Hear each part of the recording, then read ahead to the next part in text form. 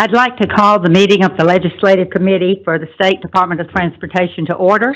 At this time, we are going to hear a legislative update from Josh Waller, who is our Director of Policy and Government Affairs. Josh, if you would take the podium. Thank you, Madam Chair, members of the committee, full board, Commissioner. Thank you for the opportunity to present today. And probably famous last words will be this is probably a light presentation. Hopefully we'll be able to breeze through, but we'll see. First off is the legislative calendar for the General Assembly. Obviously, they kicked off last week on the 10th, and you can see the calendar they've set thus far, the first 7 legislative days. Day 1 obviously was the 10th, and I don't know, something happened that night, some kind of ball game or something like that, and so they weren't in the next day.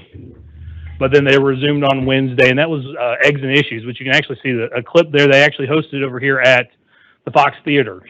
Usually they do it at the World Congress Center, but this year they did the Fox Theater and had presentation from senators and governor, lieutenant governor, speaker, and others. So so sort of previewing some of the key items that were going to come out the next day, and then on the 13th, that's when the governor did a State of the State, and we had the unveiling of the budget. And then they came in Friday, and then this week is the budget week. Week 2, it won't burn any legislative days, and we'll go into that later, and then go through Wednesday of next week. So just as we look forward, kind of for the news that's been out there, and the treasurer is going to walk through the budget, but I would say that the amended budget this year and the fiscal year 23, the budget's going to consume, like as it always does, but particularly this year, there's so many different initiatives in the budget that it'll probably consume even more oxygen than it traditionally does.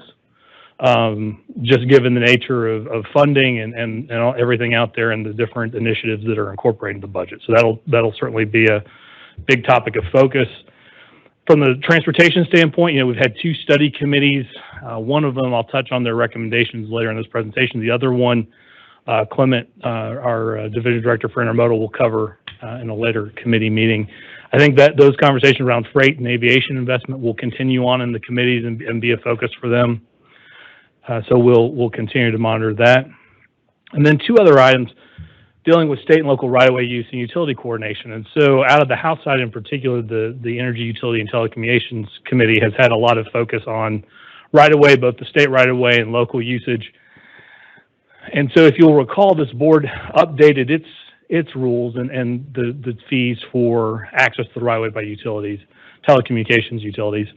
And certain aspects for certain roads under jurisdiction of local government were pegged to our rules. Well, we actually extended for 6 months the old rules to allow them the time to work with the General Assembly to update how they will charge fees. And so we'll expect that conversation to go on, as well as sort of continue looking at just the whole topic of telecom and other utilities on the right-of-way. There's another discussion around call before you dig in 811. And there's been a study committee looking at whether or not signals and traffic management systems should be included as a definition of utility, which would pull Gdot into the 811 system. That's something historically we've had challenges with. So we'll continue to stay engaged in that, because when anyone's working on our state right-of-way, they can't, or state or even local right-of-way, they can't do so without the permission of the local government and a permit in our case. And there's a lot of interaction that goes into that process. So those are some areas that we'll continue to monitor. So next, I was going to talk about the Joint Commission on Freight and Logistics, or freight, the e-commerce and freight infrastructure funding. And you'll have a copy of the report, and it summarizes each of the meetings, and it has about 25 recommendations. But rather than, I'm not going to read all the recommendations, but tried to group them into kind of 4 topics. First one being continued coordination with the ongoing freight plan and the freight funding study, with an emphasis on strategic investments. And that's, again, there's 2 different studies. There's the update of the statutory freight and logistics plan, federal plan, the one the states had. That's an update. It's a comprehensive look at investments in transportation. And then there was a second study that the General Assembly funded that's being managed out of intermodal, looking more precisely at funding. And so while they definitely are related insofar as one's looking at what are the investments that need to be, what are the strategic vision, the other one looks at funding. They're distinct. So that's it. Again, it talks about making sure that this process works with both, encourages the use of designated truck lanes, increased freight rail service in now Savannah, talks about the value of freight clusters, encourages looking at those places where you've got warehousing, parking, and easy access situated. The next is celebrating freight and Georgia's competitive business climate and infrastructure. So it says we need to continue to do more and emphasize that Georgia is the #1 place to do business, that Georgia's existing infrastructure is a solid foundation for more improvements. And then here's a quote from the report itself. A common theme resonated in each commission meeting: Georgia's thriving pro-business environment, unmatched transportation network, and the deep water ports of Savannah and Brunswick create employment opportunities for our citizens and prosperity for the companies located here. So again, sort of a good emphasis on talking about the strengths we've had thus far. Then what I'd probably say is freight industry labor challenges and opportunities. So it looked at ensuring truck driving. One of the things was make sure that truck driver training is deemed essential if there's ever another government lockdown or shutdown. Encourage efforts to increase talent for driver pool, including federal pilot on age. So looking at maybe how do you begin training folks earlier than 21, looking at 18 pilot projects, making sure that they're qualified and it's safe and they're following the rules, but how do you potentially expand that pool of potential truck drivers? And then continued flexibility on electronic log, that sort of mandate to stop. So that log that says once they did electronic log, they had to do a hard and fast stop on their hours. They didn't have flexibility to go an extra 20 minutes to get to a good location to stop. So continuing to encourage the feds to look at ways to, one, make sure that people are getting the rest they need, but do so in a way to ensure that they're not stopping at locations that just are not ideal or safe or optimal for the network. And again, that then ties into just trying to find additional truck parking locations. And certainly appreciate the department's efforts, and the commissioner discussed through the meeting our continued efforts to look at those assets that the state owns to find and reprioritize and reallocate to enhance truck parking opportunities. Then also talked about upgrading and improving truck titling and registration. Again, just some things to help streamline for the industry. The last thing I'd say is embrace innovation in infrastructure and funding, and within this basket, I'd say consider additional appropriations. One thing I said, we may just need to look at additional appropriations tied to freight investment. Investing, ensuring that we've got the good regulatory framework for sort of innovation in the space of last mile delivery. And we talked about that a little bit when we walked through kind of the highlights of the presentation. That's those innovators that are trying to figure out, okay, how do we, get it to a warehouse or get it to a distribution center or a store that's functioning as a distribution center and get it to folks? What are some innovative ways to do it outside of just trucks or what we've traditionally seen? So making sure that we've do what we need to prepare the way for innovation. And then make sure we stay focused on the transition in terms of fuel utilization as trucks and vehicles go from internal combustion engines to more and more EV. Make sure we're planning and preparing for the future and have policies in place to meet that. So next, I will jump into the federal update. We've talked a lot about the last few months about IIJA, and was thinking, what's the best way to give this update? Is it another calendar showing everything, or a long, detailed explanation? But I figured a picture is worth 1,000 words. But there we go. At least one. There we go. A couple smiles. So again, we're operating at the federal level on the continuing resolution, as you can see with that picture on the left. And what's left us with is that glass that's filled up to the FAST Act levels. We're still got that difference, waiting on Congress to do a full year's appropriation pegged to IIJA. So that's where we are in terms of the department. I think as you get an update tomorrow on the lettings, still in a good place through March, and then hopefully before we get to the 18th, Congress will provide some perspective on what the next is, whether it's another extension or whether they move forward on an omnibus full year funding. And here's the calendar.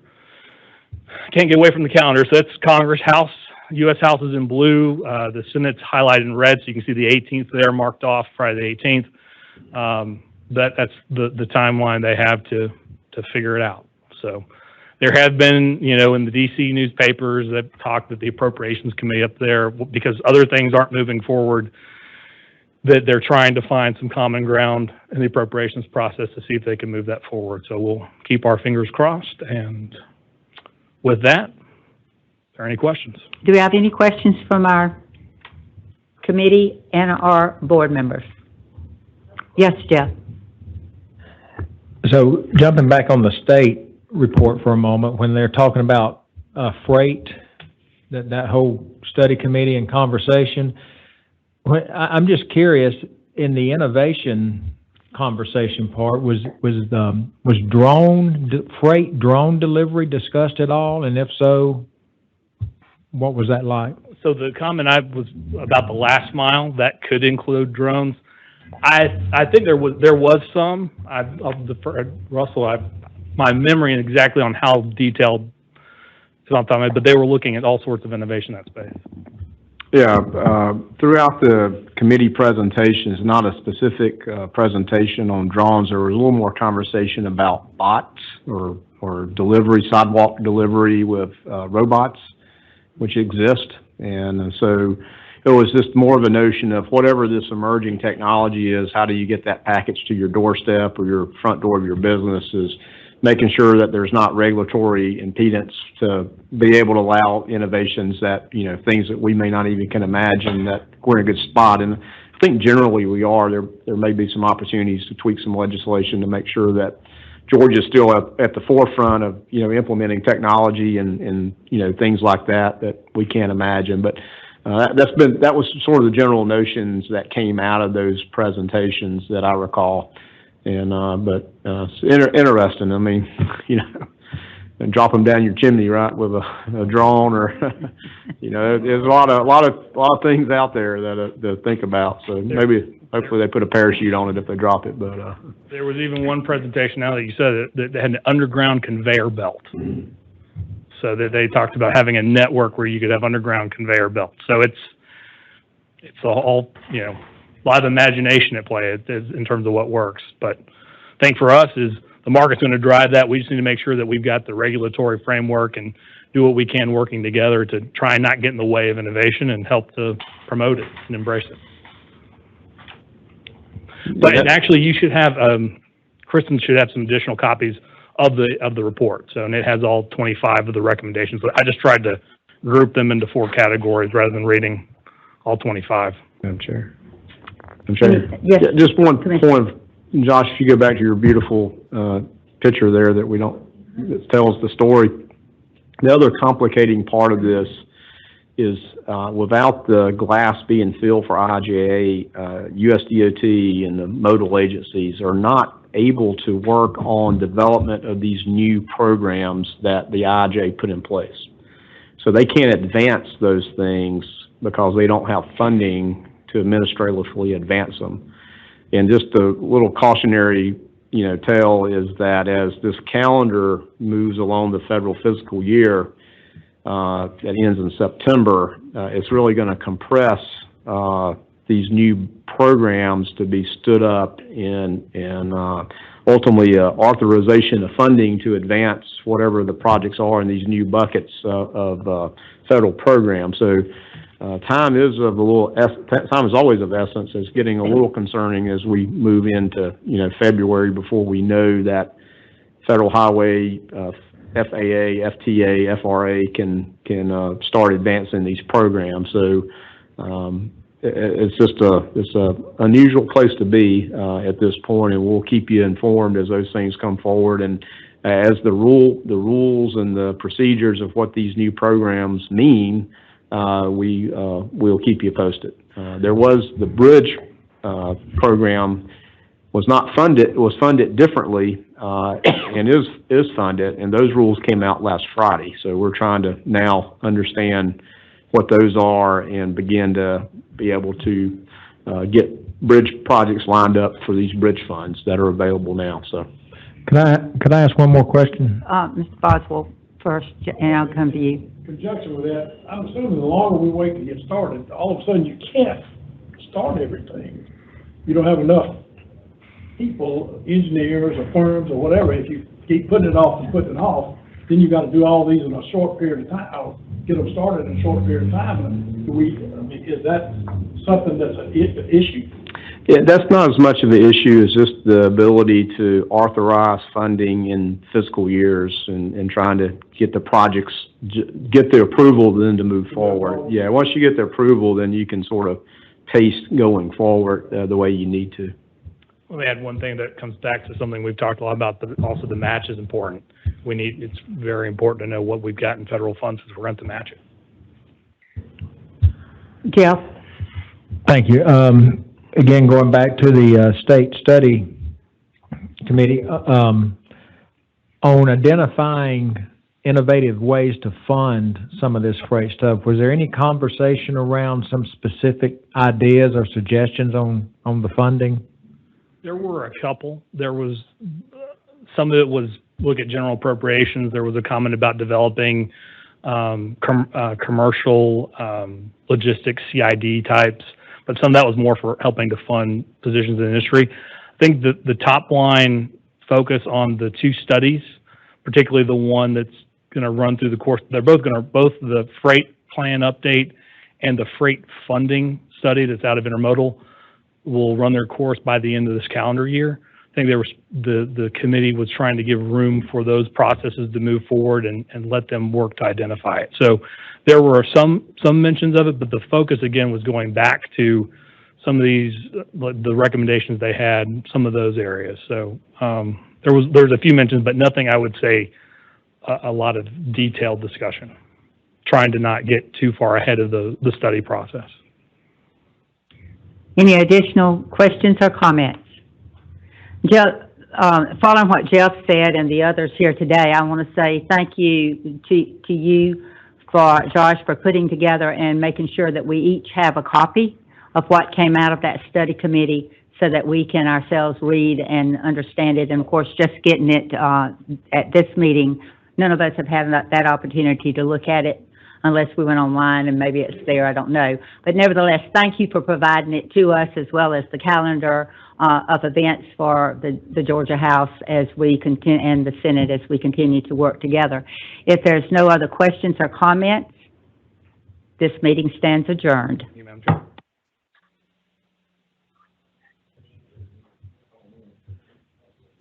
Okay, thank you, ladies and gentlemen. I'd like to call the State Transportation Board Finance Committee meeting to order. And I'd like to ask our treasurer, Ms. Whitworth, to make her presentation. Nice to see you, Ms. Angela. Thank you. Chairman, members of the board, I'm here today to present to you the amended 22 and 23 budget. We have a lot to be grateful for in this budget recommendation. Okay, moving into the first slide here, you'll see there was no change in our excise and motor fuel. In fees, we had an additional $56 million brought in fees. There is an additional $9.8 million being brought in through rideshare fees. There is a $1 million state general fund adjustment, and you'll see on here where there is a transfer to Grad for the total budget of $2.16 billion. This slide is my slide that I typically show you in our budget presentations that breaks down all of the programs by categories. You can see capital projects makes up the bulk of this, which is roughly 46% of our overall budget, which consists of capital construction, capital maintenance, and local roads admin. In general operations, you can see here, it consists of roughly 11% of our overall budget.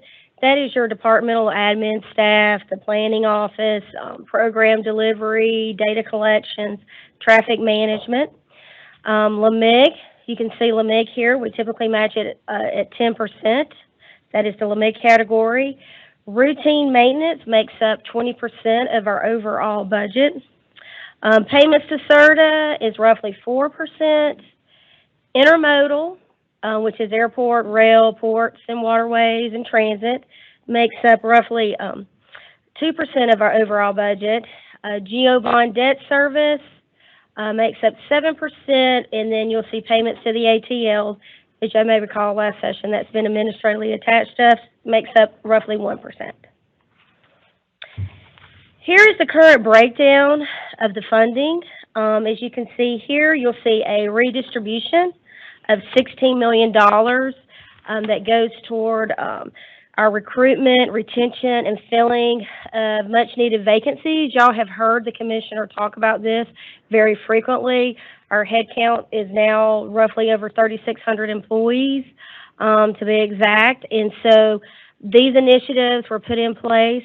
We submitted these in our budget recommendation. The governor concurred with this, and so we're very grateful.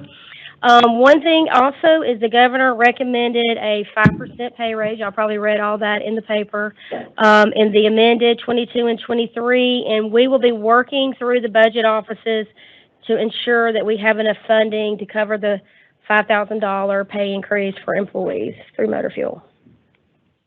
On this next slide here, you'll see 55, almost 56 million in fees going to capital construction. So the net effect of going into the capital construction program is roughly $39 million. In the intermodal program here, you'll see the breakout of $10 million. This consists of the $5,000 pay increase. There is $1 million in funding to match the Sapelo Island Ferry, and $4 million is to support the ATL, and roughly $5.8 million is going toward rural transit needs through Gdot. In the payments to the ATL, you'll see the $68,000, and that reflects the $5,000 increase that was recommended in the governor's recommendation. Moving into 23's budget. As you can see here, there is roughly a $48 million being recommended in additional excise for our budget year 23. You'll see an additional almost $21 million in fees. You'll see an additional $8.2 million going into ride shares to bring that up to $15 million. In state general funds, you'll see some one-time adjustments that were originally in the budget being taken out, and then you'll see the redirection of funds going toward Grad to bring our total budget to $2.175 billion. We put the amended FY22 on here for informational purposes so you can see how it compares to the amended budget compared to the 23 budget. This slide here is, like I said previously, the capital projects. There is an increase in the capital programs. There's a slight increase over what was in the amended. There's also a slight reduction in the GO bond debt service for some retirement of some debt, but overall the other programs stayed generally close to the same. In this breakout here, to break out them by program, you can see there is a reduction in GO bond debt service of $19 million due to the lower debt service requirements. In capital construction, you can see there's currently no change in 23. In the capital maintenance budget, there is $19 million that is being brought in through motor fuel funds, as well as on the next slide that I'll be showing here, you can see at the bottom there's $66 million that's being utilized through the fee component. What this does here, it helps supplant, as y'all may recall last session when we supplanted COVID relief funds into capital maintenance, that helps restore that amount. The net effect between the 19 and the 66 is roughly an additional $85 million going into capital maintenance. In program delivery, in data collections, departmental admin, planning, routine maintenance, and traffic management, all of these categories here reflect the $5,000 pay increase, as well as funding to do additional recruitment, retention, and filling of much-needed vacancies in the department. One slight difference is in the planning office. They're reducing the one-time funding of $500,000 for the regional planning study that was done. That's to take that out. And also in payments to CERTA, you can see that there's a reduction of $12.6 million, which is primarily due to, like I said previously, lower debt service and the retirement of some of our bond debt. Here is the next slide. In payments to the ATL, this reflects here basically the $5,000 increase that was put into the budget, as well as the increase in the employer 401k match that was put into the budget, as well as some additional billing for Teamworks to support PeopleSoft. The biggest thing here is, as y'all may recall, years ago, we had all the programs broken out, and then we had collapsed all of intermodal. So now we are breaking intermodal back out into their each individual programs. Clement has that to look forward to. What we have here is the primary reason for this is due to the transit program, where in the fee component, a portion of fees now can go toward transit out of the new transportation trust fund, as well as rideshare fees being dedicated toward transit. So breaking out of the programs helps enable that to be easily tracked within the programs. As you can see in airport aid, what that does is it restores the base, and it also, you'll see a reduction of the $1 million that was for the airport aid projects. That brings that to the $60 million. In ports and waterways, what this does, it reflects the increases through the salaries, the leave payouts, and the 401k adjustment, and the Teamworks billing. In the rail program that you see here is also the same thing, with the exclusion of, they're taking out the $75,000 that was one-time funding for the Hazelhurst line, as well as the $50,000 that was the one-time funding for the Agici Railroad. So they took that out to adjust the base. Also, in the transit program that you see here, we've broken out between the fee component and the ride share, so you can see the difference between the two. But overall, this is the pay increase, the 401k adjustment, Teamworks billing, all of those items roll up into that, as well as the reduction for the one-time funding for the freight and logistics study that was put into the budget last year, and the additional rideshare fees. So that makes up that portion of the top half. The bottom half here you see is in payments to CERTA. Between the combination in motor fuel on the first page, and here you'll see the reduction in debt services I talked about through lower debt service and retirement of debt. The GEO bond debt service here is they're reducing our debt service payments that we have. And as well as you saw here for capital maintenance, I talked about it on that first page about how they're increasing capital maintenance to help offset the COVID relief funds that we previously had redirected to that program. So you can say overall, they're extremely happy with the additional $5,000 for employees. That goes an extremely long way for them. Hopefully that will stay throughout the budget, as well as the funding that we have that's been appropriated us for recruitment, retention, and the filling of vacancies. I'm very pleased with that. That's my presentation for today. If I have any questions, I'll be glad to entertain them.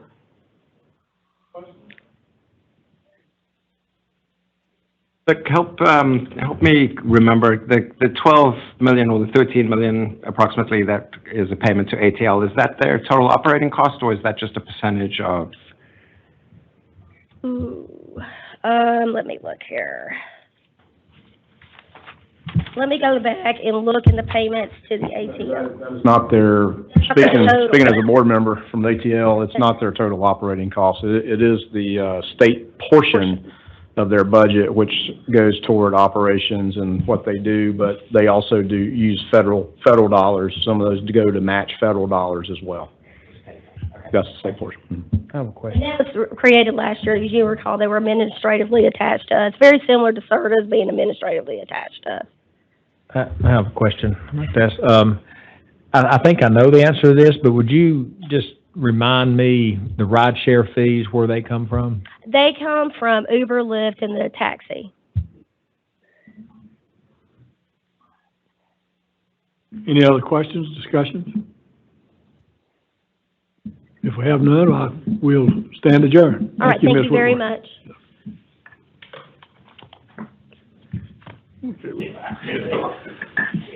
All right, I'd like to call to order the State Transportation Board Administrative Committee, and I'd like to ask Brian Robertson to come forward. Monica Ivy will be pinch hitting today. There's Sorry about that. Monica. They didn't have your name down, Monica. We're You all look, one- you look a lot better, I can tell you that right now. Well, we're all one team. Okay. So, The good floor is afternoon. yours. Yes, ma'am. Good afternoon, Board Chair, members of the board in this committee, and to our commissioner. It's always a pleasure to come before you. I'm Monica Ivy, and I'm the HR director. And I'm one of many great team members we have here at Gdot. I've been here 28 years, and I tell you, over the last year and a half has been by far the most difficult time in HR, and with no playbook. So what I am here to do, I am going to share with you the presentation that Brian Robinson, my deputy, did put together today, and going to take you and give you an update on our HR workforce.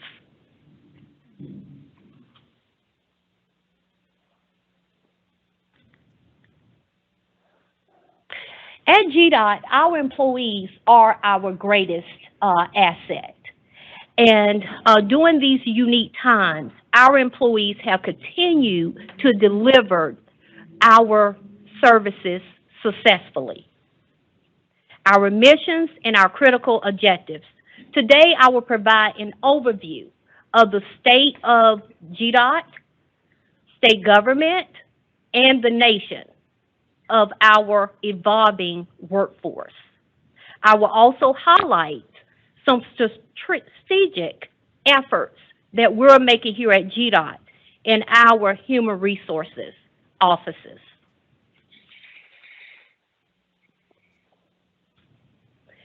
So here on this slide, we have some national trends.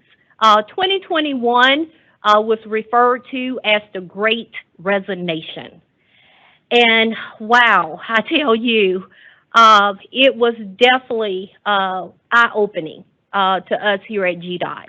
As we always continue to stay ahead of the curve and being on the forefront of everything, we as other state agencies in the nation was hit with this different way of doing business.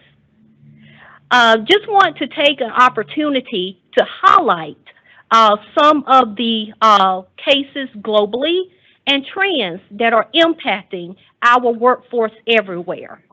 Most people have observed these trends, whether you go to the grocery store, your favorite restaurant, or just every routine and practical things that we do each and every day.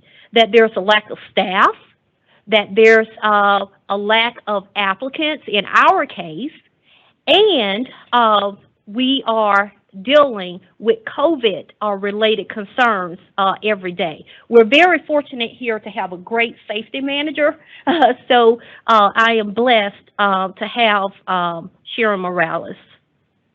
Employers are seeing a decrease in the number of applicants, many in their positions, and in many cases, those applicants are seeking higher pay. They're seeking other opportunities to start their own businesses or just to explore opportunities that they haven't really explored in the past. Working a remote environment was originally key during the pandemic, but what we're finding now is that this is becoming more of the norm in the workplaces to deliver various services.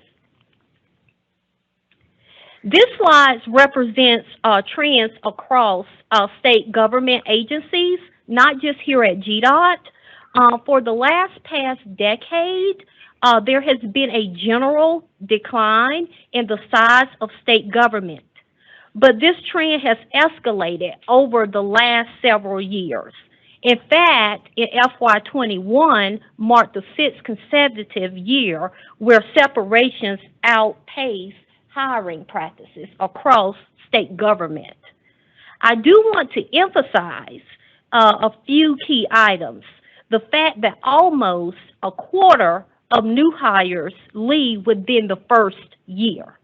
Additionally, millennials and Gen Z make up the vast majority of new hires in state government, but many do not stay long-term. That's what we're finding definitely here at Gdot. As we go out, we got a great recruitment team that goes out and recruit our civil engineers and other professionals. And we're definitely finding, of course, that issue. This couples with the fact that older employees are retiring at an early age, and meaning we're losing employees from both ends of the spectrum. Most agencies have already moved and intend to move towards a hybrid work arrangement. Now, these are some enlightening graphs here. The first graph at the top shows our head count in trends since 2007. The rest of state government, unfortunately, like the rest of state government, we have unfortunately had a downward trend. The bottom chart here is also important, as it highlights not only do we have fewer employees, but overall, the larger percentage of our workforce has 10 years or less. And that is very different in me coming up through my career here at Gdot, because I was part of the minority with tenure. And now, of course, I was part of the minority of tenure at that time. But now, with individuals coming in now, they have less and less experience. And of course, you can see this has changed over time and now makes up the majority of our workforce. Finally, the chart on the right shows the reason for the turnover last fiscal year. 25% were due to retirements and 60% was due to voluntary separations. And that is individuals leaving maybe for more pay, just to explore other opportunities, or just making other career and personal decisions, as well as just, again, COVID concerns. So COVID has definitely played a major part in how the workforce and how people make decisions. Later in the presentation, I will highlight some of the ways we plan to address the voluntary turnover. So here at Gdot, we always take a strategic approach. Our commissioner does an awesome job in our executive team leading that effort. And I'm humbled to be a part of being at the table there. We certainly recognize the challenges highlighted at both the national and the state level. However, Gdot always takes a proactive approach in these challenges.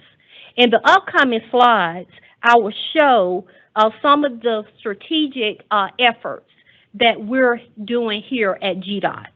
And just to name a few, we're engaging in a strategic workforce planning initiative.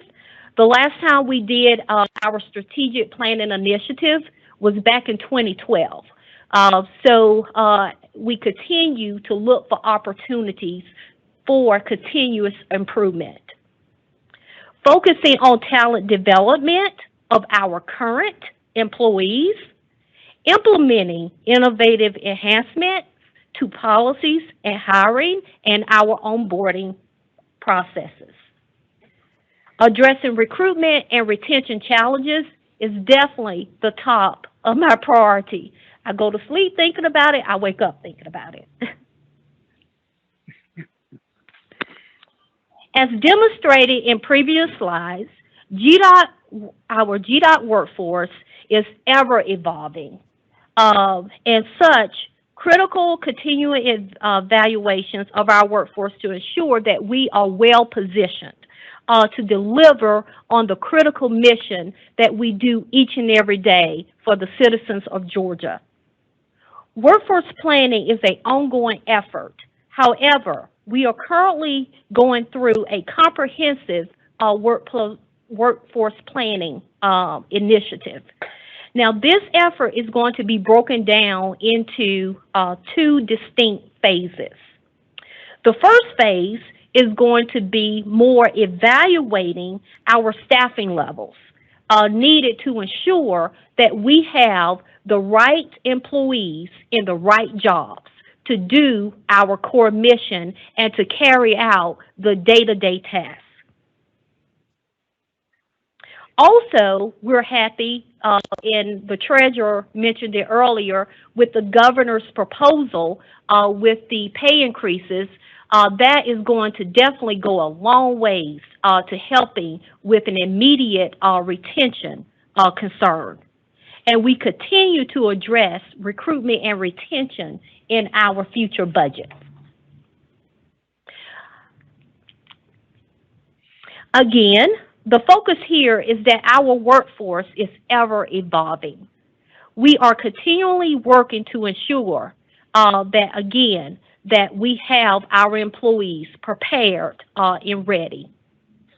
We are, through this process, going to align our organizational structure with our strategic goals. And we have already done a great job through our performance metrics with the commissioner and Josh Waller and his team, and outlining what those performance metrics are. So we're in good shape in having that core foundation. And also, this would give us an opportunity to evaluate our staffing levels. That's looking at skill gaps and new skills that are needed, retraining our employees to do their jobs better or to do different jobs.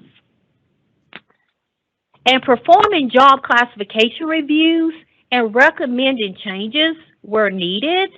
We're going to be updating our job descriptions. I know when I was hired back in '94, we went through that process of creating job descriptions. Now, over time, we have worked with our managers and our HR professionals to ensure that those job descriptions change and that the qualifications and everything reflects what we need today. And we will also be repurposing some jobs, not just filling vacancies the way that we have always filled those vacancies, but actually looking at what we need today and what we need tomorrow. These efforts are definitely designed to address our current recruitment and retention challenges. Now, with phase 2 of our workforce planning exercise, that would begin shortly in the spring after phase 1. And that's getting into the more heavy lifting, because doing that, we will ensure that our continuity of operations plan definitely in line with all of our key priorities in our positions. And we will also, but not limited to, of course, include some of the activities, such as employee training and development, employee engagement and sharing ideas among employees, knowledge management and transfer. Again, as I mentioned, having less seasoned employees is going to be critical to ensure that we are updating our processes and we're sharing that knowledge in various ways. Also, with process mapping, making sure that documents are online and they're accessible. And I know in working in a remote environment, everyone has different access to different pieces of information at their fingertips. And here at Gdot, in working with IT, our goal in working with other offices to make sure that those documents are there and ready.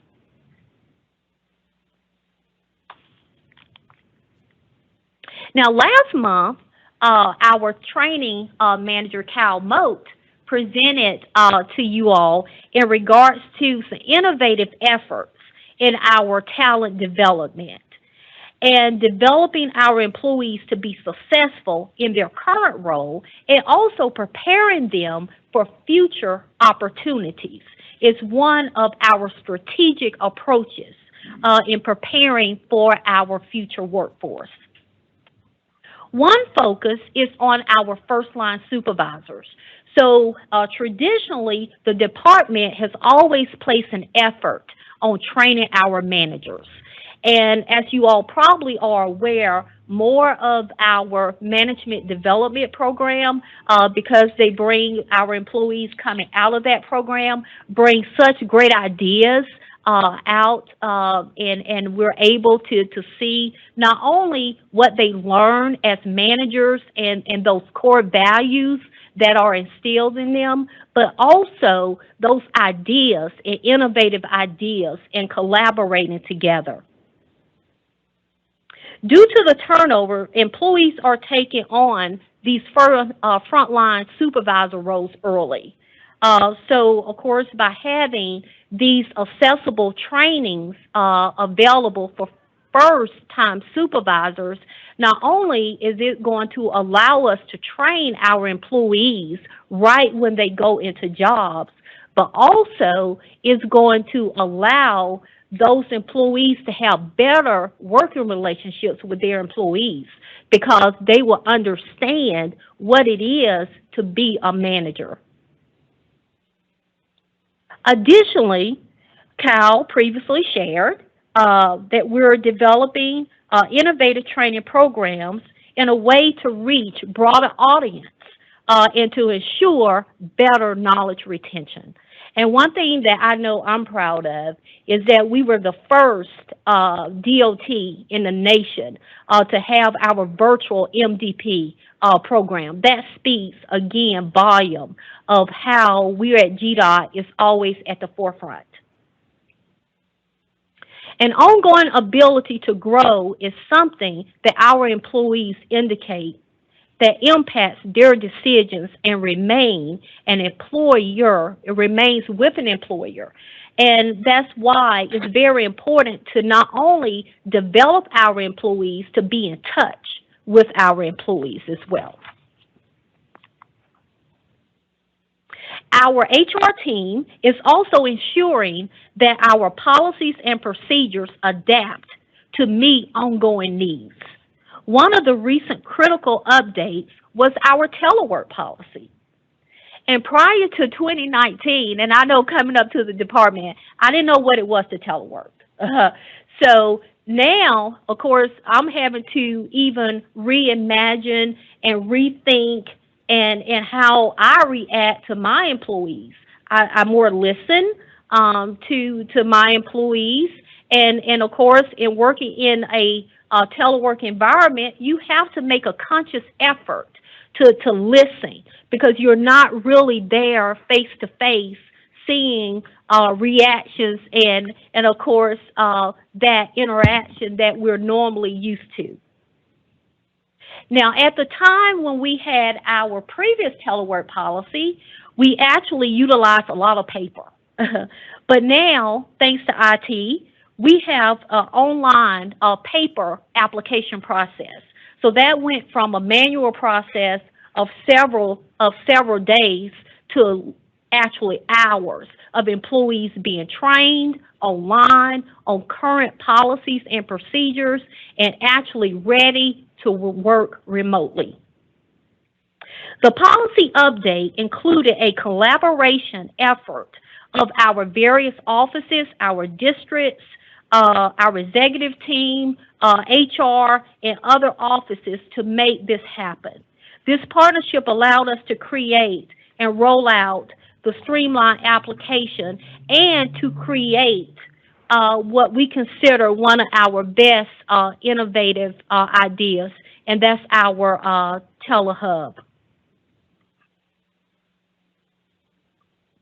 With our telehub, what the telehub is an online set of different resources.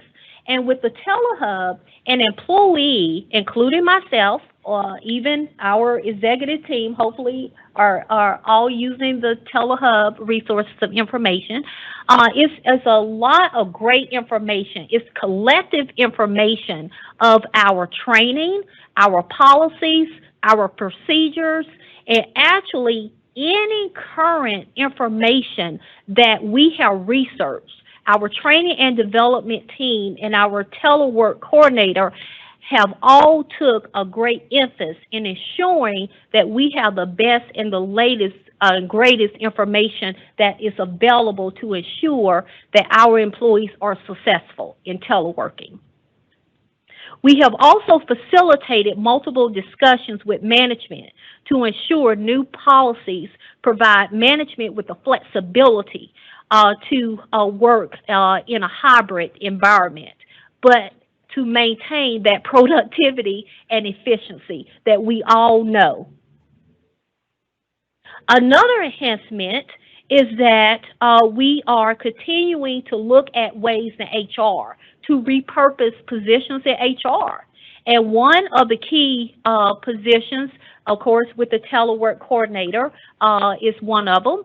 And I do want to emphasize that prior to COVID, we had only 150 employees teleworking. Now we have over 1,500 employees who are successfully or who are eligible to telework.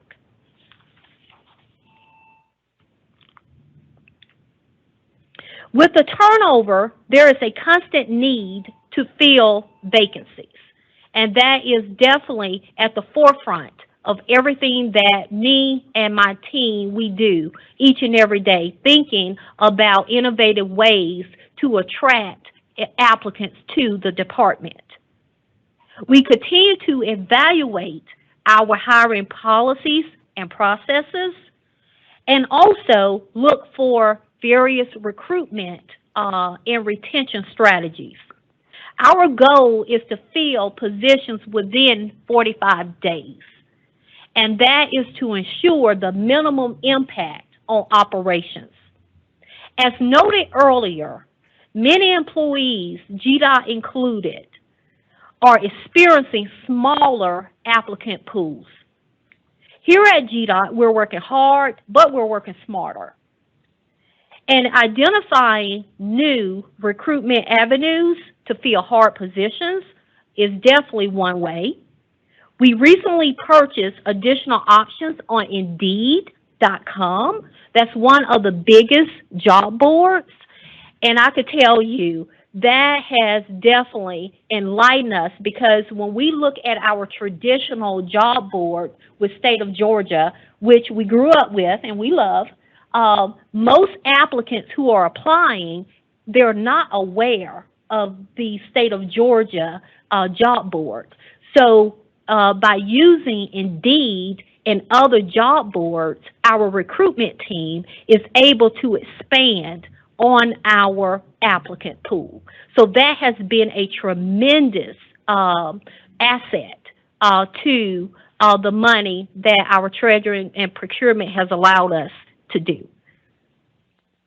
And also, in addition to advertising on Indeed and these other specialized areas, we're able to look at various resumes of applicants who have applied for other jobs.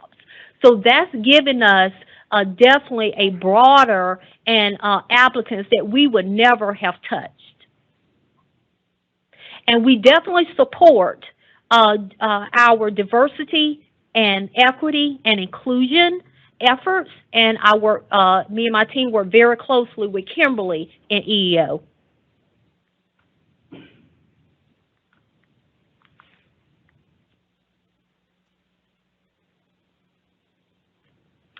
One way we ensure we fill vacancies quicker is through our interview and selection process.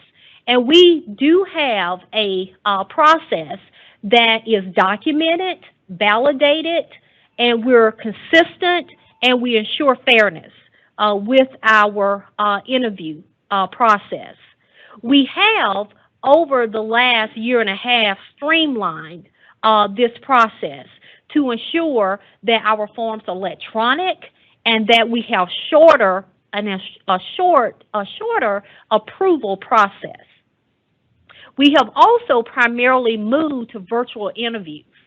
And I could tell you, by interviewing, coming up through analysts, sitting in on interviews is not only could be a full day, it could also be very time-consuming and coordinating, getting everybody physically in place. So doing virtual interviews have allowed us to not miss a beat.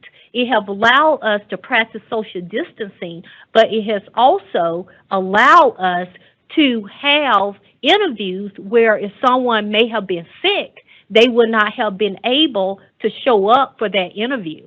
So it has definitely been an efficient way of continuing with our interview process. And also another enhancement that we have made, that we have combined our recruitment and our analyst teams. So therefore we have more bench strength. In the past, our analyst team focused more on the classification and compensation, and our recruitment team have been primarily the ones that are out there, first impression at our career fairs and our job fairs. But now we have everyone working together to include our districts.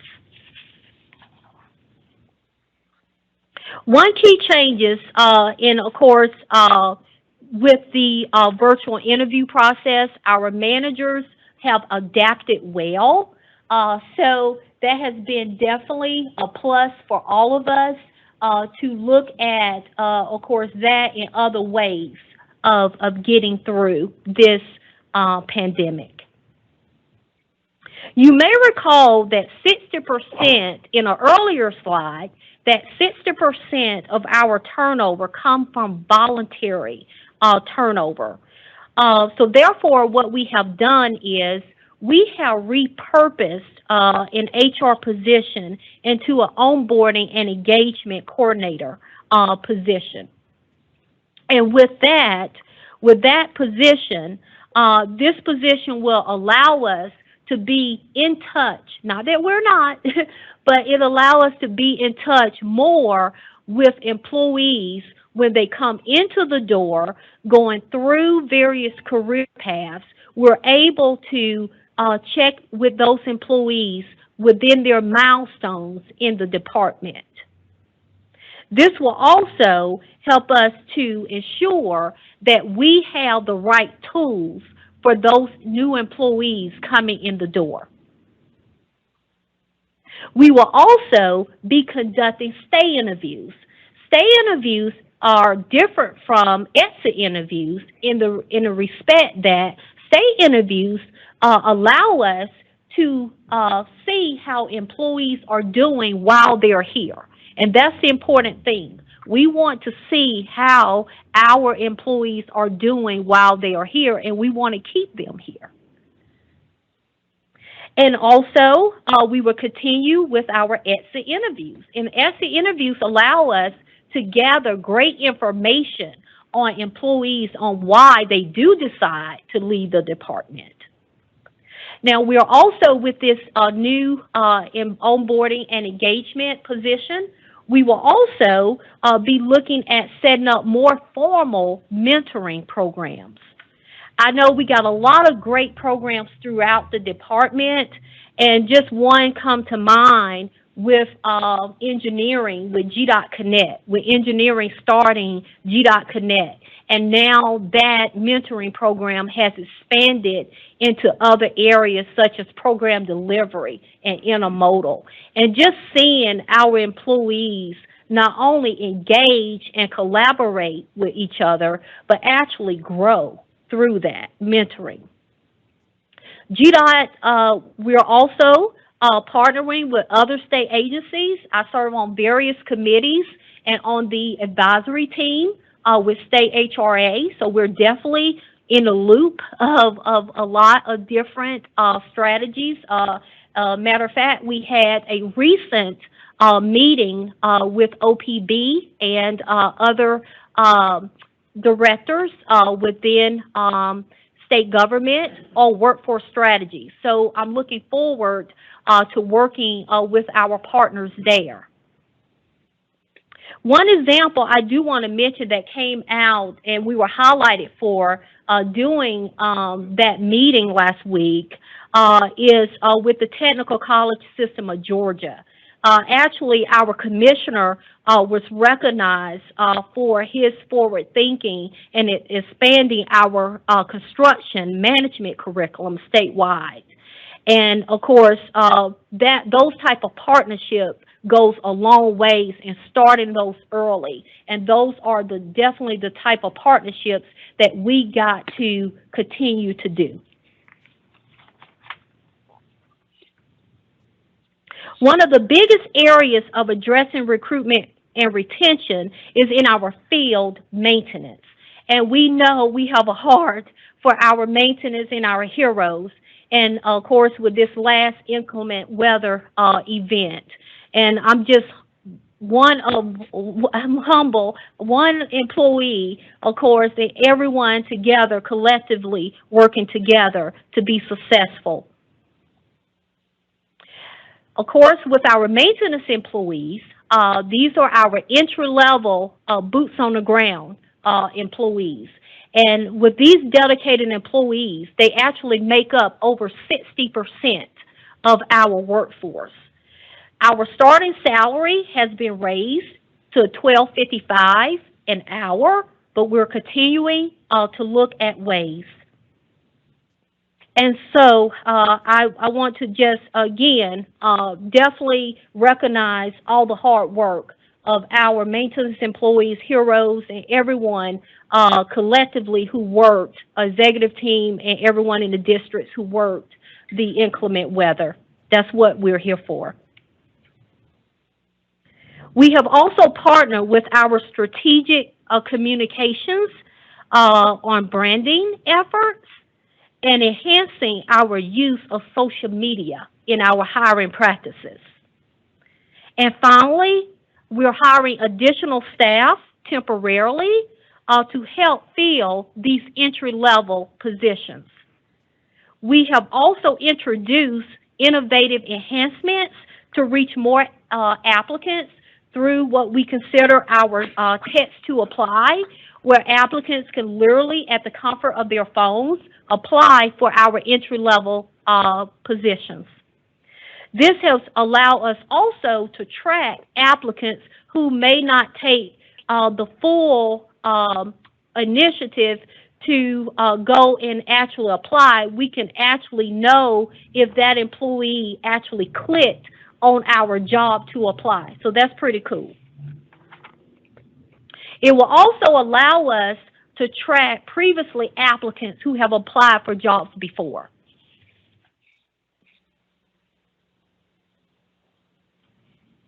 So what has been the outcome of all these various initiatives? As you recall from the opening slides, I went over some trends, some key trends of state government and Gdot. And of course, unfortunately, we have experienced a downward trend in staffing. And since the start of this fiscal year at Gdot, we are proud to say we have stabilized our headcount over the last 5 months. This roughly is 18 months of separations that was outpacing our new hires. So this is definitely great news.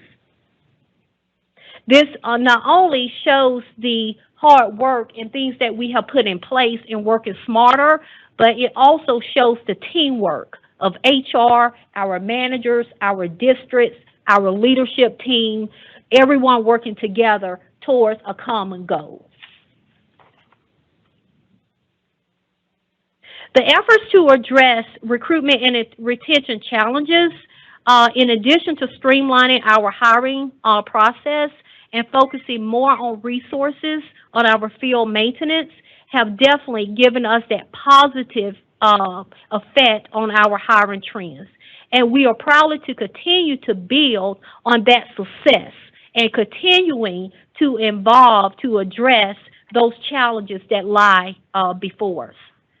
And I know having such awesome employees, I know I got awesome employees, not only at GO, but throughout the districts. And we work very, very hard to support the department.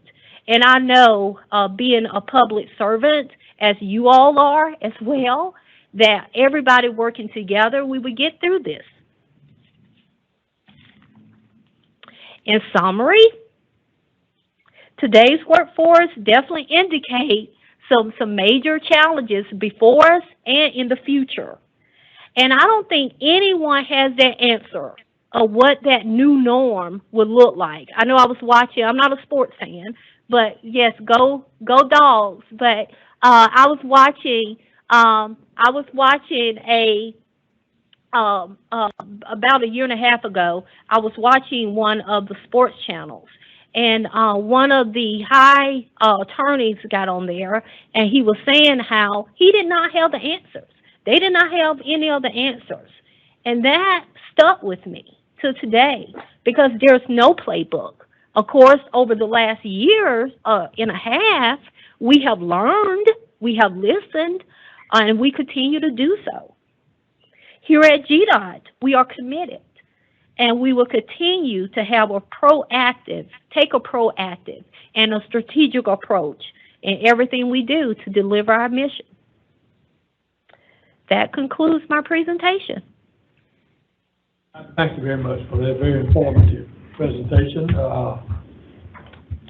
I know it's late, but I'm curious, when you mentioned around 60% of those who've left separated from the department, you mentioned some of that was due to COVID. Do you have any idea of that 60%, how many of it is directly related to COVID is the reason for they have separated? So, sir, we don't necessarily, because that information is confidential, Okay. we don't have really the information. We have some indirect information that we get from our exit interviews and definitely from word of mouth. Okay. But yes, that's a great question. Thank you. Any other questions? Yes. Yes. Excuse me. Monica, that was a terrific presentation with all kinds of information. I'm very curious about the Telework program. You said 1,500 people are participating in that right now. Is that full-time telework? Is it 3 days a week? Is there what are the rules around that? Okay, great question. So with the flexibility of our current telework policy, it allows us to telework not full-time, but depending on the manager's schedules and work arrangements with that employee. So some employees may telework up to 4 days a week, and it may depend on projects and being out in the field and other creative ways of getting the work done. So here at Gdot, with our new policy, we don't necessarily focus on how many days they can telework. We just focus on, of course, employees working with their managers to ensure that the work is done. And can I just ask a follow-up on that? Does that reflect the new normal, or is that just a transient program for while COVID is still with us? That is the new normal. Okay, thank you. Well, When you're speaking of the 60% that's leaving, would you say that a majority of them relates to compensation, or does it relate to something else? Well, that is definitely always, compensation always creeps up. Okay. And whether, for example, we had an employee that I personally called who was leaving to go with a local government. Mm-hmm. And she definitely mentioned compensation first. But she also just said just another opportunity. So again, what I'm reading and, of course, talking with other colleagues, people are just taking this as an opportunity to say, hey, what is out there? And definitely compensation is always one of those key considerations. Mm-hmm. So when you're interviewing them on the exit interview, did you find ways to encourage employees that are still with the department to stay on?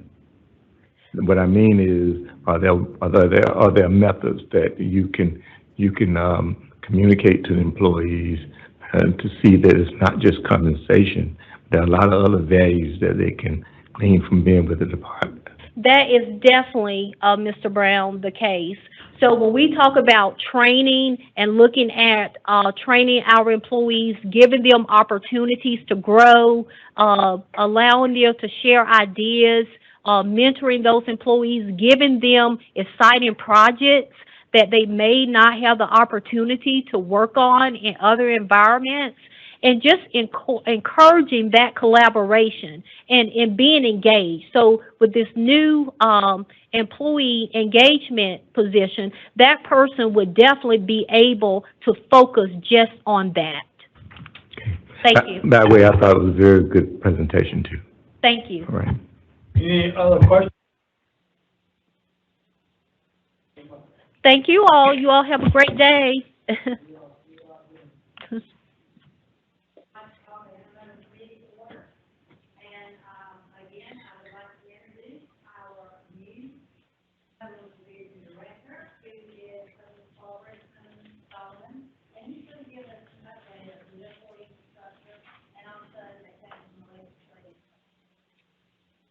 Thank you. Good afternoon, Madam Chair, Commissioner, members of the board.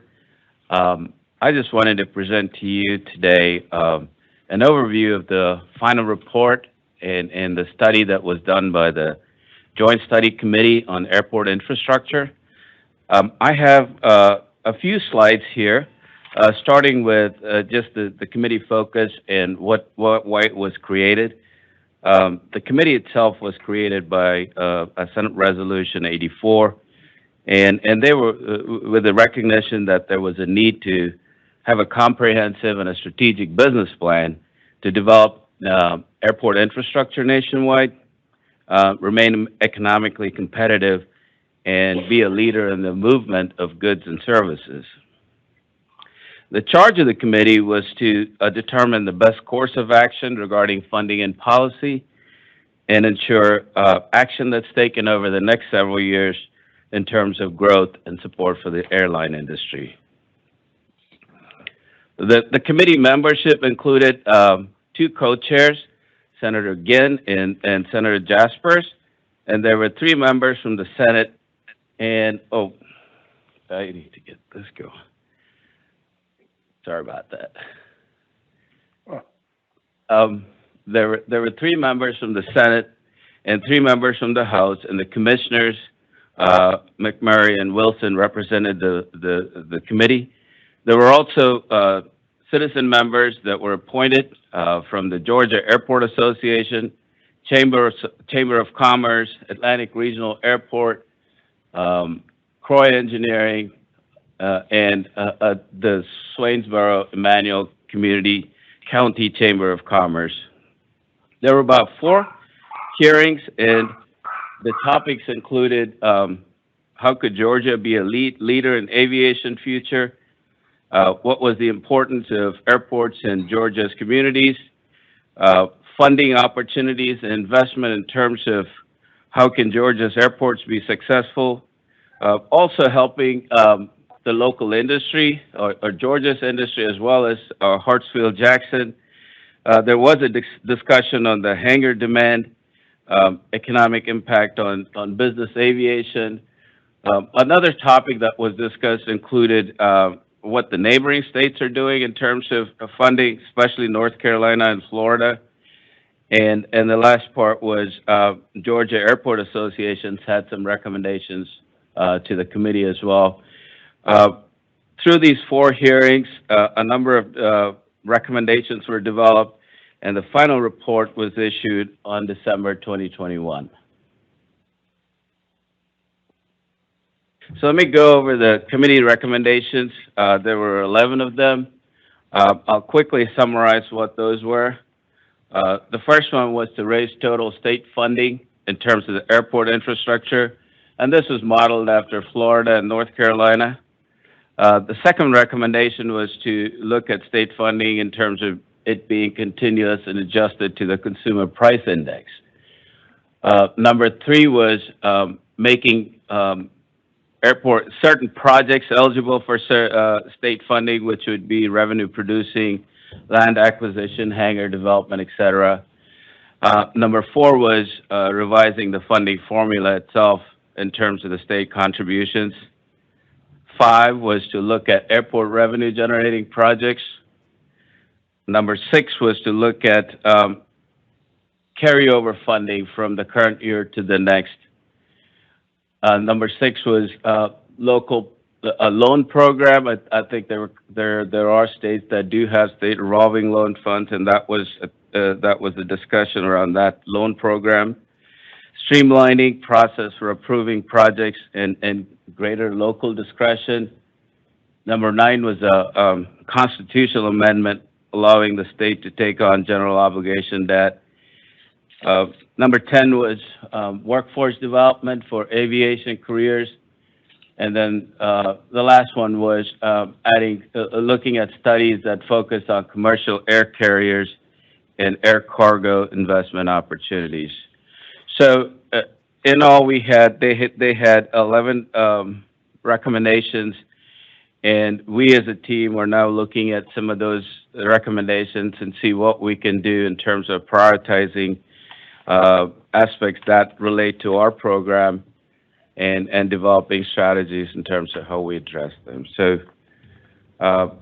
that's in a nutshell as to what this study committee had produced, and I'm open for any questions that you may have. Any comments or questions? Done a good job. We appreciate you bringing the legislative committee report back to us of that study committee, and we appreciate what our department there does. If there's not any questions, then this committee stands adjourned. Thank you. Thank you.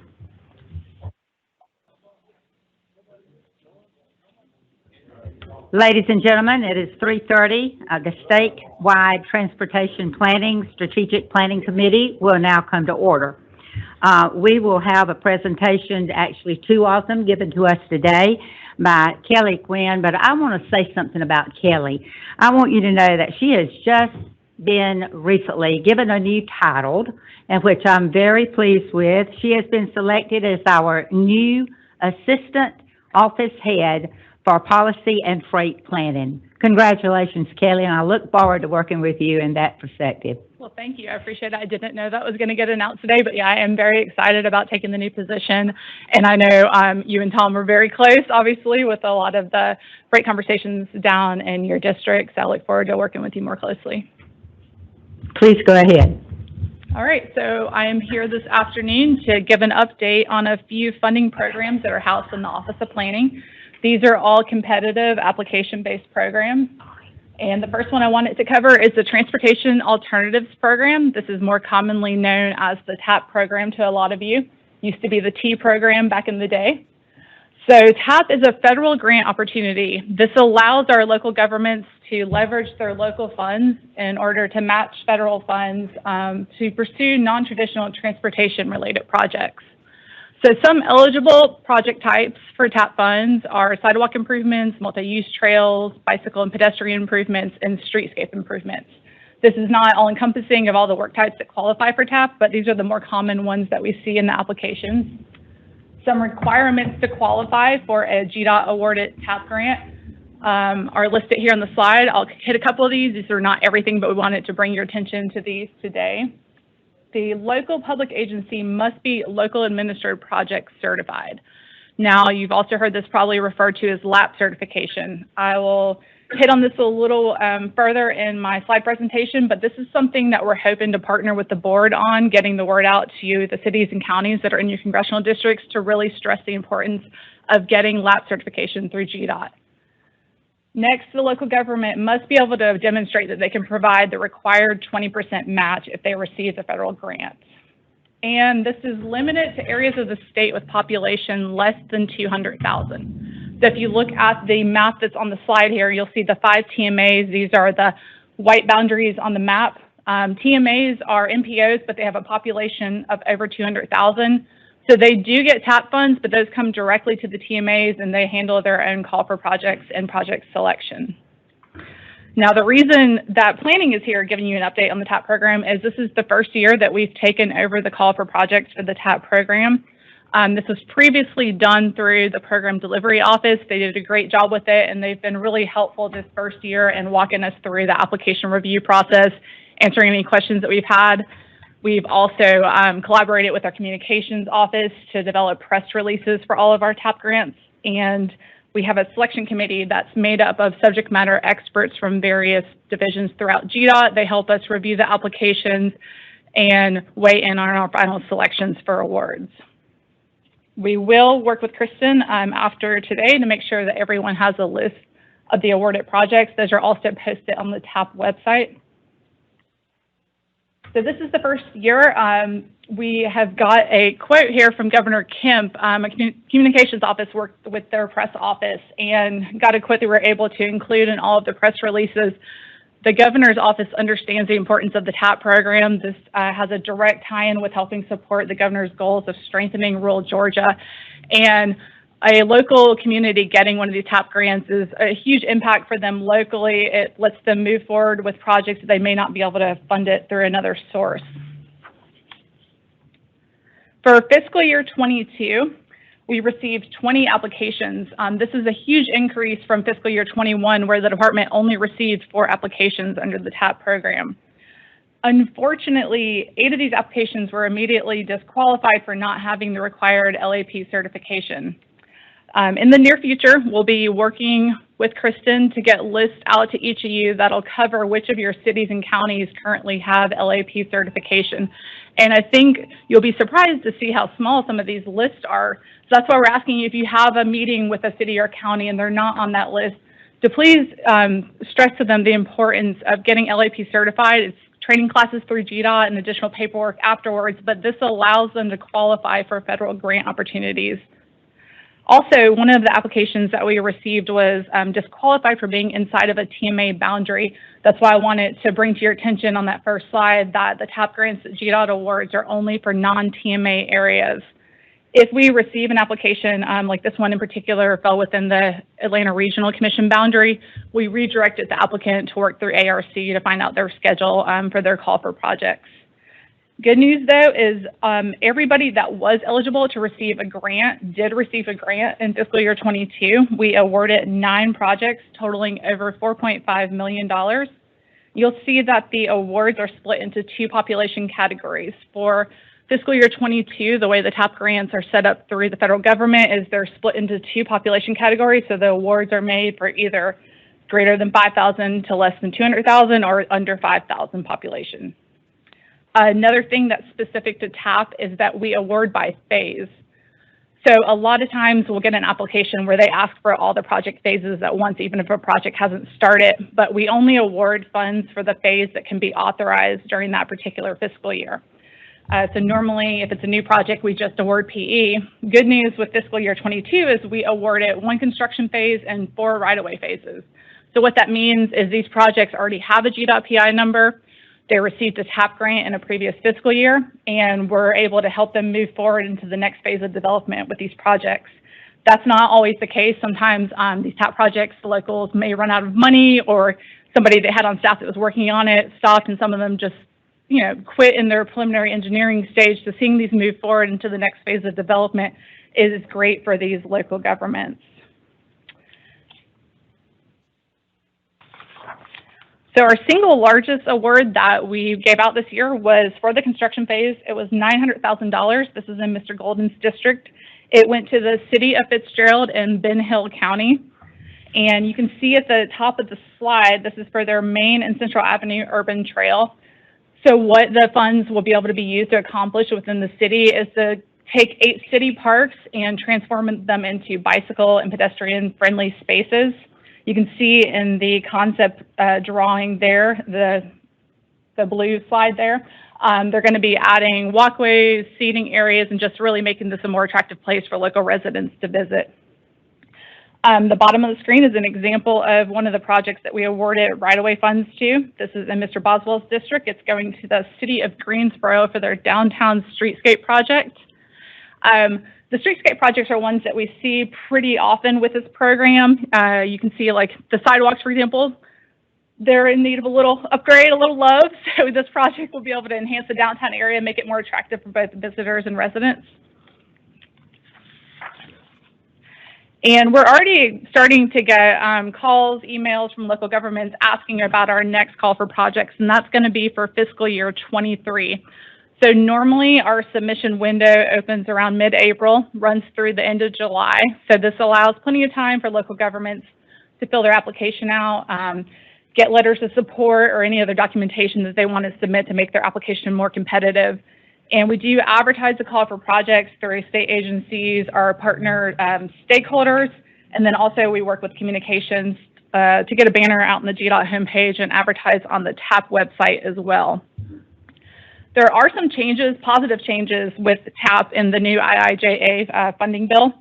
There's a new population band that's being created, and the idea behind this is to allow for more equitable distribution of the funds.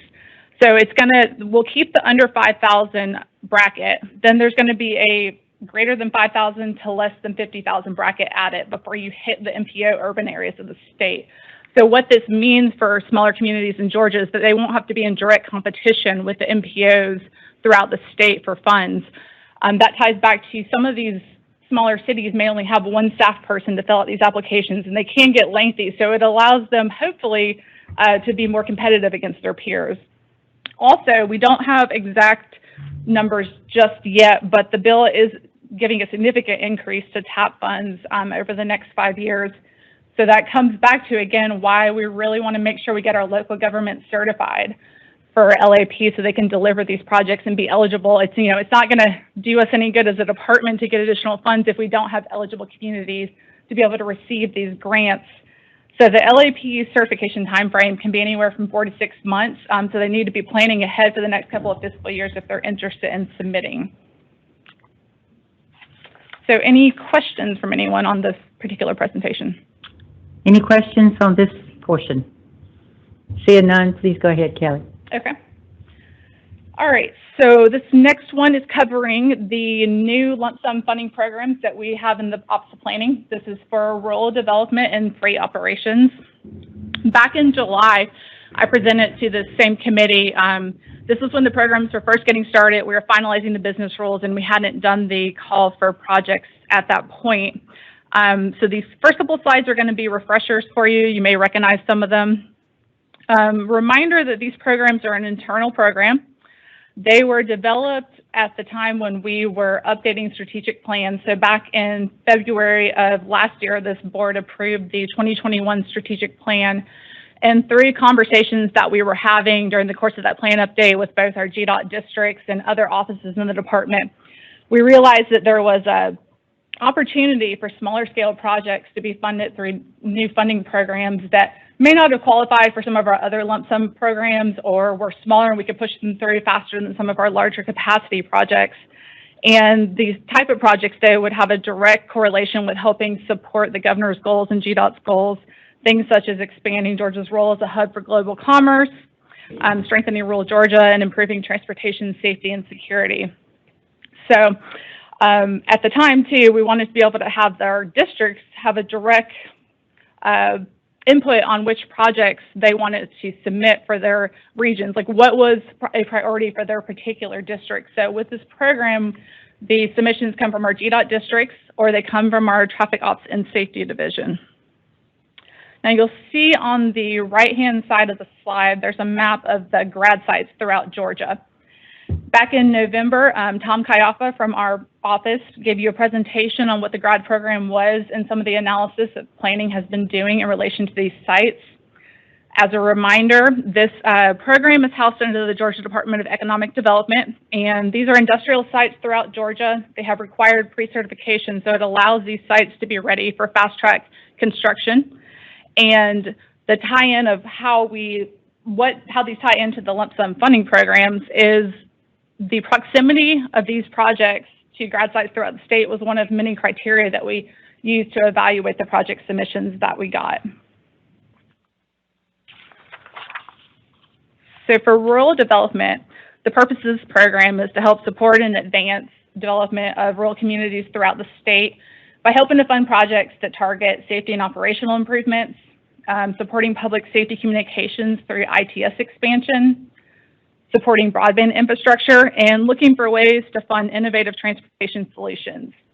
One note about this particular program is that any of the funding that's awarded is only available for our communities that are outside the MPO areas of the state.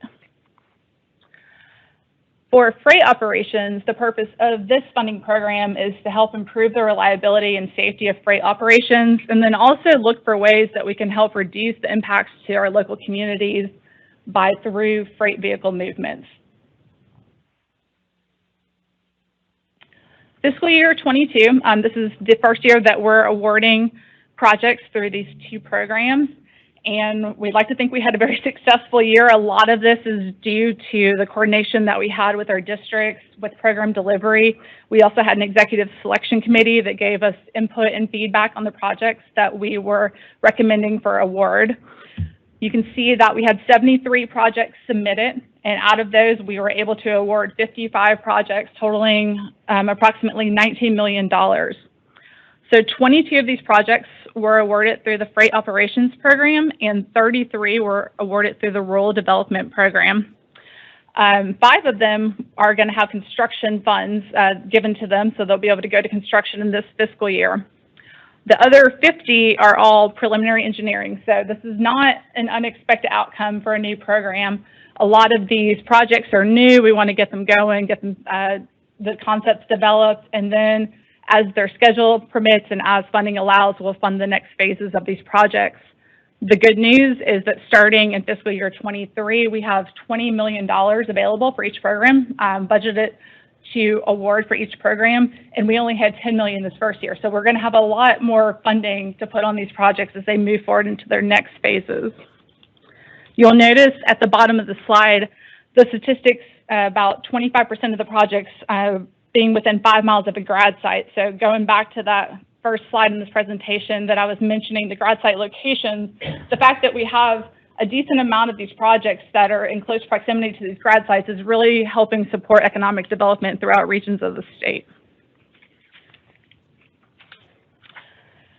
Another thing I wanted to point out is the type of projects that we're awarding with these programs. You can see that approximately 60% of the projects that we're awarding are intersection improvements. If you look at some of the benefits of intersection improvement projects, there's direct support of the program's goals and purpose that we originally envisioned. You see improved safety. Depending on the concept design for an intersection, you'll see reduced speeds, increased efficiency and throughput for the intersections, and really reduced congestion for everyone on the roadway. So for fiscal year 22, these are the 5 projects that we are giving construction funds to, and we will be providing everyone with a full list of the awarded projects. The first 3 that you see on here, the one in Coweta, Floyd County, and Paulding County, were all funded through the Freight Operations Program.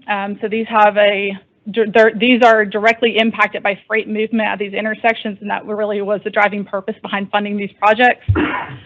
And our next project submission period is anticipated to begin in spring. I know it's a little vague. We'll have more details coming out.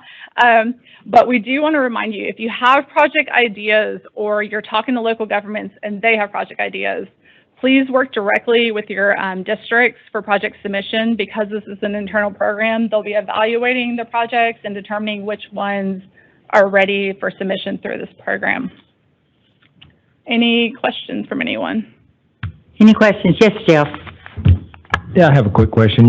One of your points that you had on there was about freight parking availability. When they time out on their driving, they have to find a place to park. Correct. Mm-hmm. I was just curious to know if you may know what time of day that parking demand seems to be the highest. Would it be during the daylight hours, the nighttime hours, or do you happen, or would we know that? I will say I'm still getting up to speed. Let me put it out there. From what I've heard, I do believe it's more common in the nighttime, but because their times can hit at any point throughout the day, as far as when they hit their point of when they can't drive anymore and need to take a break, it is an ongoing issue. We are looking into this. I know we're partnering with ARC. I don't know if anybody has any. Is there anything else to add? No. Okay. All right.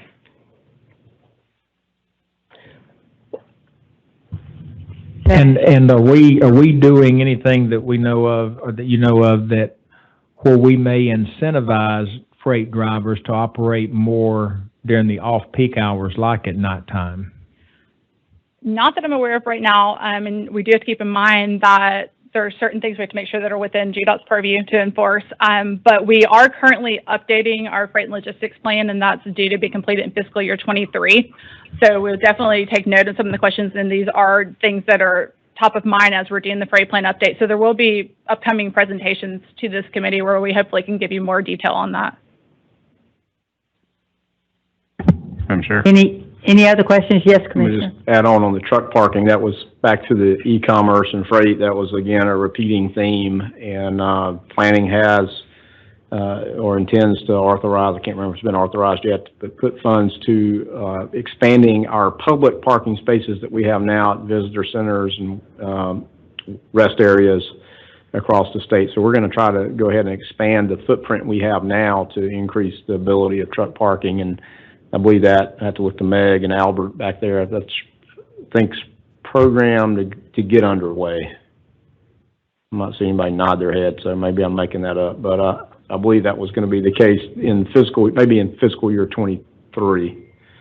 But again, there you go, Albert's nodding his head now. Fiscal year 23 is when those dollars are to address a real issue, and that's not going to reduce itself due to e-commerce, the continued growth of e-commerce that we've seen. Mr. Boutwell? Jamie? Are we allowed, can these be put in rural areas, these truck, can you put them anywhere in the state, or they have to be near interstates, or can there be interstates in rural areas, I presume? Is that? My understanding is there's no restrictions on where they can go. Okay. Yeah, no, it's. I didn't know if it was a population. No, there's no prohibition per se of where you may put them. Strategically, you need to be thinking about where they are strategically, and they're around warehouse distribution centers and up your neck of the woods in 85 in the Jackson County area, and that may be Emily's district, but in that area, and you know that corridor well. One in there is also getting turned into. Yeah, so strategically, there needs to be a, thought process behind where they are and these hours of limits. One sort of interesting statistic is from Savannah to Atlanta and back, that they can make their hours put you in Henry County. When you get north of the city, then the truck can't make the turn in the day and the hours that they have, so sort of interesting. So there will be some strategy. Kelly mentioned that Atlanta Regional Commission's done a great job with truck parking study here in Metro Atlanta, but what planning's doing is extending the whole state and look at it. And I know the previous work they've done in planning too looked across state lines, because truck parking doesn't stop at a state line. They may be trying to get across the state line, or in our case, they're trying to get into Georgia. So we've got some data of truck flows from the surrounding areas, especially down in First District there, around Savannah and Port Wentworth in that area. So a lot of work. Is there an indication of what? And I know there's no basic, but what size typical? What would be minimum acreage size for these developments? No, I don't know that off the top of my head. We're going to be trying to squeeze what we can in what we have. Is going to be our first approach to. Obviously you're not going to do it on 10 acres. I wouldn't think. You've got a heck of a lot larger than that. Yeah, it's big footprint. Yeah. Any other comments or questions? Seeing none, our committee stands adjourned. You guys have a good night.